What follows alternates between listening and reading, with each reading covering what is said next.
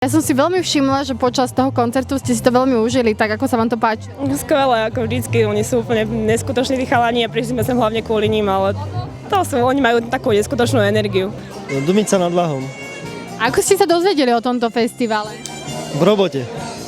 Som našiel plagát a tak som sa to vlastne dozvedel a potom som pozeral na internete. A čo vás tak prilákalo z toho programu, že ste sa rozhodli prísť? Buty a zbrojnoši. A ako hodnotíte atmosféru? Zatiaľ vynikajúca. Jasné, sme veľmi spokojní, lebo je to tu parádne.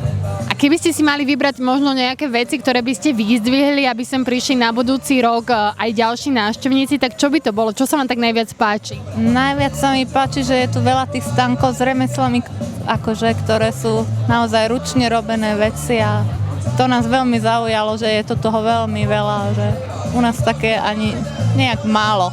Väčšinou tie stánky s takými čínskymi a s takými vecami, toto sú originálne, domáce, slovenské, to je perfektné. No, tak my obyčajne si chodíme sem na také špecialitky. Na jedlo, na oplatky a počúvať muziku. A je tu výborná atmosféra a super zábava. Zaujímavosti samé. Aké napríklad? Povedz mi. Tak tie rytierské, napríklad. A tak, no. A hudba, čo, pozdáva sa, mladý muž? Jasné, určite. Najviac sa teším na Zuzku Smatanovú. Ja. Nice place. Nice place. A čo robíte tejto pani?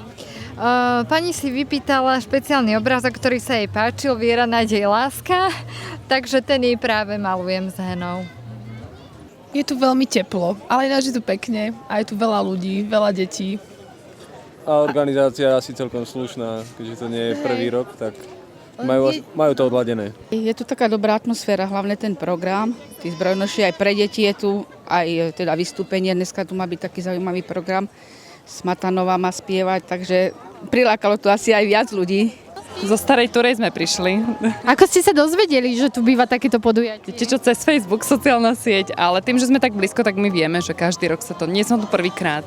Ja som ako Ivan Mladý, je môj idol, a tak idol, a country, všetko dobré, vynikajúco. Čiže koncert sa páčil? Hej, jasné. A čo ešte také z programu vás oslovilo? No všetci. By som povedal, že všetci, úplne všetci. Tak mne sa páčili tam vzadu tí rytieri a tie simulácie tých bojov, takže to bolo také fajn. A čo sa týka stánkov, potešilo vás niečo v nich? Tak jedlo je tu super, ale samozrejme tie remeselnícke výrobky, tie sú fajn, krásne je to. Naozaj také dobové, takže dá sa vžiť do tej doby a do tých situácií, aké tu ľudia žili, a takže to je super. Tak sú tu všelijaké atrakcie, všeličo možné. Ľudia sú tu perfektní, bavia sa, takže je to OK. A z koncertov, na ktorých sa možno tak najviac tešíte, alebo ktorý sa vám najviac páči? Gladiátor. Jednoznačne Gladiátor. Aj si niečo odnesiete domov? Áno, máme šamlíky. Niečo si kúpime. Tu máme deku. Braker. Na muža. Na muža. No poďme. Púšťali sme sa na kolese, stavali túto pyramídu z tých bední a